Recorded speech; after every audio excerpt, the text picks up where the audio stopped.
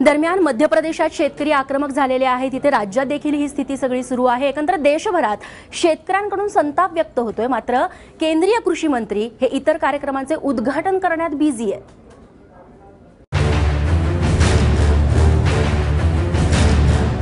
आता जे लोक टीव्ही पाहतायत ना, त्यांना हे दोन्ही चेहरे माहीत असतीलच याची खात्री देता येत नाही। त्यामुळे पहिल्यांदा यांची ओळख करून घेऊ। बाबा रामदेवांसोबत योगा करताना तोल जाणारे हे आहेत राधा मोहन सिंग, देशाचे कृषी मंत्री। गेली 8 दिवस महाराष्ट्र आणि मध्य प्रदेशात शेतकऱ्यांचं मरण सुरू असताना हे महाशय इथं गुंतलेत। आता यांच्याकडे बघा। वळवाच्या पावसापेक्षाही दुर्मिळ असलेला हा चेहरा म्हणजे पांडुरंग फुंडकर। शेतकऱ्यांचा संप झाला, भाजी दूध रस्त्यावर आलं। 2 दिवसात 8 शेतकऱ्यांच्या आत्महत्या झाल्या, पण हे ना कुठं शेतकऱ्यांसोबत दिसले, ना कुठल्या चर्चेत दिसले, ना शेतकऱ्यांच्या संतापाचं निवारण करताना दिसले। महाराष्ट्रापाठोपाठच शेतकरी संपाचा बनवा मध्य प्रदेश, तामिळनाडू, कर्नाटक आणि आता पंजाबात देखील पसरू लागलाय।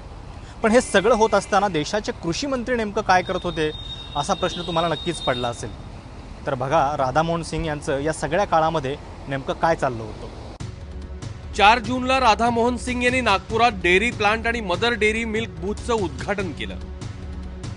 इथं गडकरी फडणवीसांसोबत त्यांनी दूध उत्पादनात महाराष्ट्राला कसा वाव आहे याचा सल्ला दिला।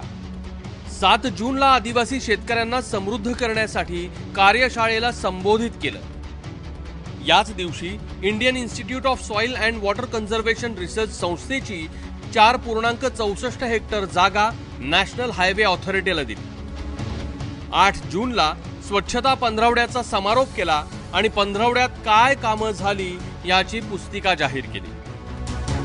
9 जूनला मोतीहारी 3 दिवसाच्या किसान संमेलनासाठी पोहोचले, जिथं बाबा रामदेवही उपस्थित आहेत। कृषी मंत्र्यांना मला वाटतं हे आदेशांची वाट पाहत असावेत की आपण नेमकं काम काय करायचं आहे। कदाचित ते PMO कडून येत असतील आदेश, माहीत नाही।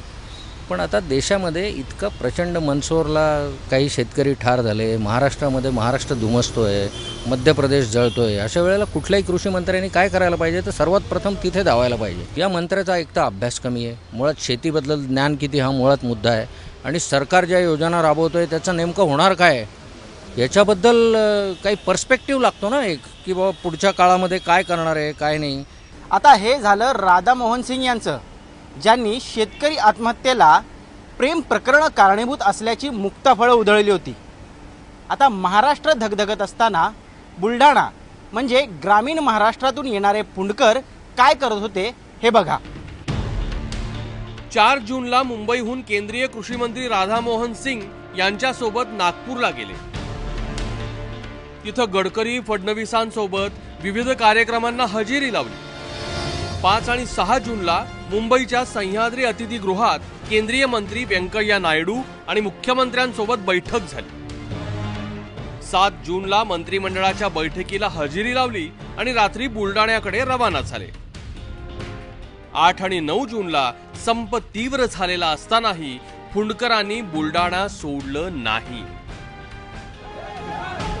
त्यामुळे शेतकऱ्यांचे प्रश्न, त्यांचा संताप आणि त्यावर तोडगा काढण्याच्या प्रक्रियेत फुंडकरांचा किती आणि कसा सहभाग होता किंवा आहे ते कळायला मार्गच नाही। आपल्या राज्याचे जे कृषी मंत्री आहेत, अतिशय अनुभवी, जाणकार आणि ज्येष्ठ नेते फुंडकर आहेत, परंतु ते सुद्धा या चर्चेमध्ये कुठेही दिसले नाहीत। तिथेही तसंच वाटतं की ते स्वतःहून कसे येतील, त्यांना मुख्यमंत्र्यांनी बोलवलं पाहिजे। याचा अर्थ असा वाटतो की जे राष्ट्रीय पातळीवर चालले तेच राज्य पातळीवर चाललेले, म्हणून सगळी सत्ता एकीकडे केंद्रित झालेली असल्यामुळे या ज्येष्ठ नेत्यांना बाजूला ठेवलं जात असावं। राज्य आणि सरकार अडचणीत येतं तेव्हा नेता लोकांमध्ये उतरतो, त्यांच्या भावना जाणून घेतो, त्याला परिस्थितीचा अंदाज असतो आणि प्रश्नांचा अभ्यास आणि जाण असते।